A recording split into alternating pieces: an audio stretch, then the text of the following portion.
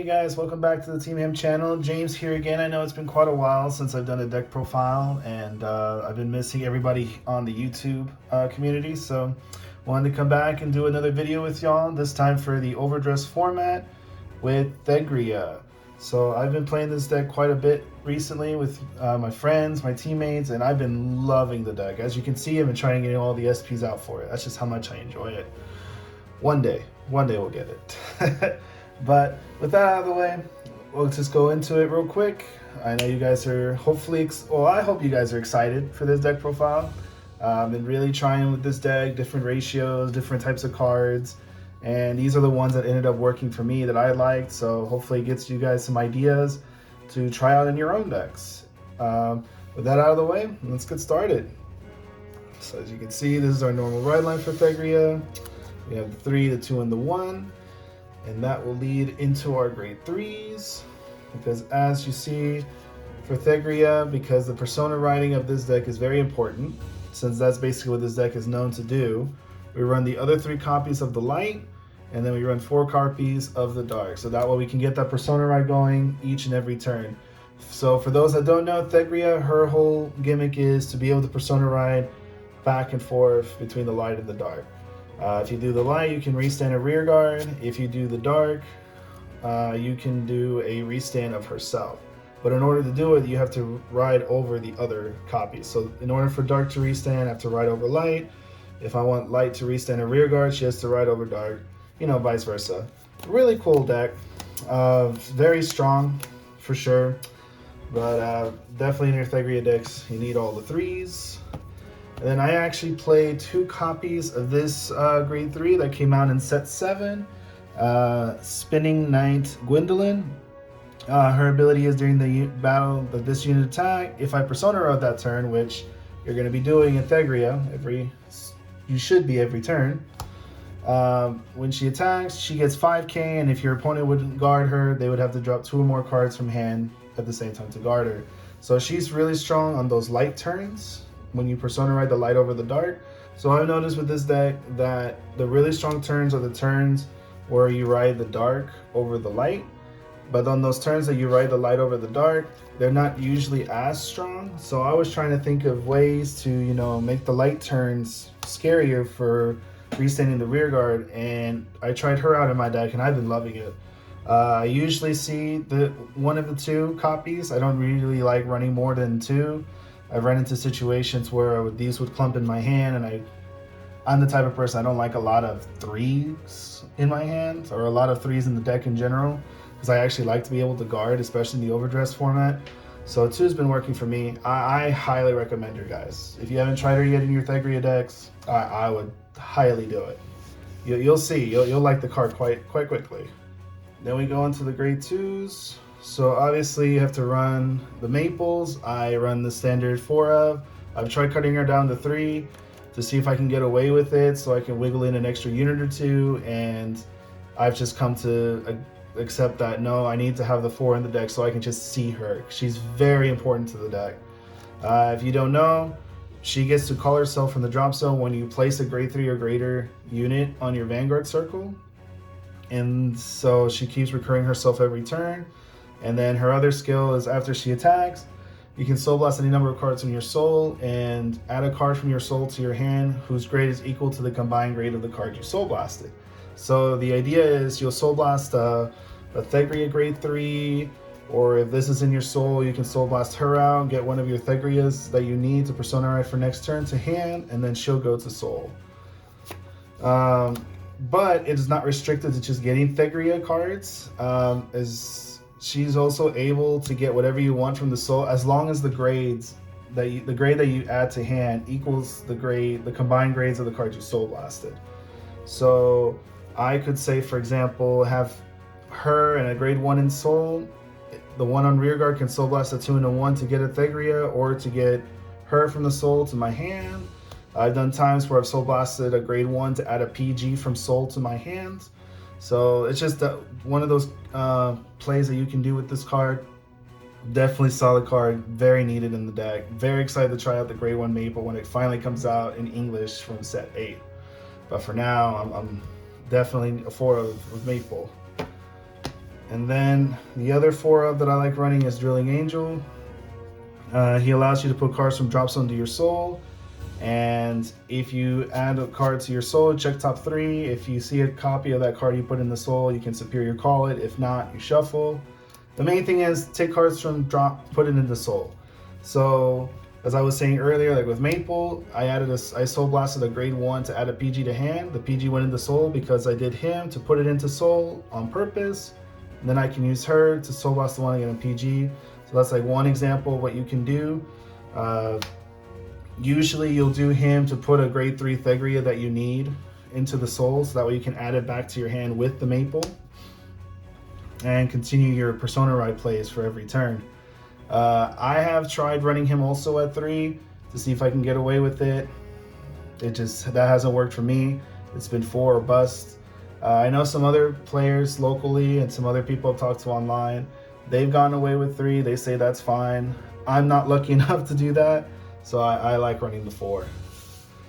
And then my other grade 2 that I run is actually from the Youthberg trial deck, is 3 copies of the Kadwala. So I've been testing this card out a lot, and I actually really like this card in the deck. So Kadwala, if you don't know, his ability is at the end of the battle, attack the Vanguard. If you have 4 more units, you can Soul Blast 1, retire itself. You check top 3 for a grade 2 or greater. If there is one, you add it to hand. Everything else goes back to the deck, shuffle. However, if you do not get something with Kadwala's effects, you just shuffle the deck and you get to draw cards. So it retires itself to either get a combo piece you need to hand or to just draw a card. So I like the utility of it. In Thegrea, it's pretty easy to get aboard, especially when you're on light Thegrea, because she allows you to superior call 2 units with her first skill. And so getting the 4 total units to get off Kadwala has been very easy in the deck for me, because it can count itself, it can count the Vanguard, and then you just tune 2 other rear guards, which, like I said, light Thegrea will do that for you. This card has actually come in clutch quite a few times where I needed a missing Thegrea grade 3 and I whiff on my searches with my ride line, or I whiff with the Angel to be able to get it out of the deck. So I would do Kadwala and boom, there's the grade 3 I needed. Or I whiff to search for a Maple, boom, I can do this, and I've actually hit a Maple once or twice. So I really like the card. I really think you should give it a try in Thegrea if you have the space for it. If you'd rather try something else, hey, go for it. There's nothing wrong with that. But I personally like the Kadwalas at 3, and I think you should definitely give it a shot in the deck if you haven't already. And then for grade 1s, we run the PGs, the 3 regulars, and then the 1 Blitz Order. This Blitz Order is really good to have just because there are guard restricts like Flagberg running around, so this goes around guard restrict. And, well, PGs are PGs. You gotta have them. And then my other grade 1, I run 4 of the Painkiller Angel. An additional draw card. If I call her out with Thegrea, I can just Soul Blast after boosting to draw, which is really nice. Really, it's a plus. I mean, it's a card out of the deck.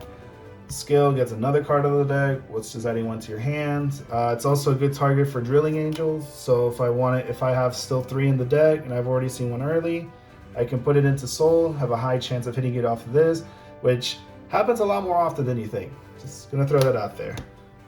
And yeah, it's just overall solid staple card in my opinion for this deck.